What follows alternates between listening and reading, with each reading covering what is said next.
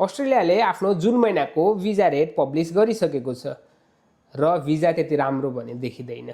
जम्मा 14.4% visa success rate छ Nepalese विद्यार्थीहरूको, भनेको 86% रिजेक्सन।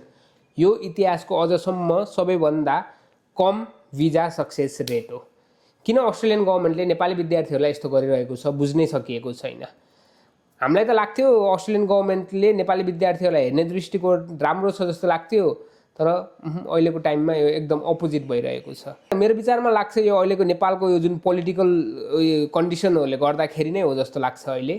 किनभने जेनजी आन्दोलन भयो, जेनजी आन्दोलनले पनि असर गर्यो, त्यसपछि गभर्मेन्ट आयो, अहिले पनि अब तराईतिर हजुरहरूको जुन द्वन्द्व भइरहेको छ, मेरो एनालाइसिसमा चाहिँ अहिले पोलिटिक्सले नै गर्दा हो कि जस्तो मलाई लाग्छ। त्यसको मेजर फ्याक्टर यति म्यासिभ रिजेक्सन हुनुमा, नत्र अरू कारण छैन। किनभने नेपाली विद्यार्थीहरूले त्यति धेरै बिठ्याइ पनि गरेको भेटिँदैन अस्ट्रेलियामा, र लगानी गर्नेमा पनि नेपाली विद्यार्थीहरू चाहिँ अगाडि नै देखिन्छन् अस्ट्रेलियाको केसमा।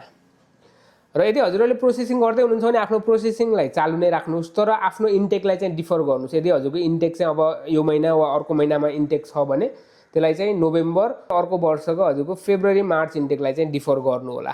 किनभने अहिलेको टाइममा भिजा एकदमै कम छ, यो टाइममा गर्नुभयो भने भिजा लाग्ने चान्स एकदमै कम छ। डिफर गरेर मात्र अघि बढ्नु होला, नत्र हजुरले अरू कन्ट्रीहरूलाई अल्टरनेटिभ पनि हेर्न सक्नुहुन्छ। जस्तै New Zealand, best alternative for Australia is New Zealand.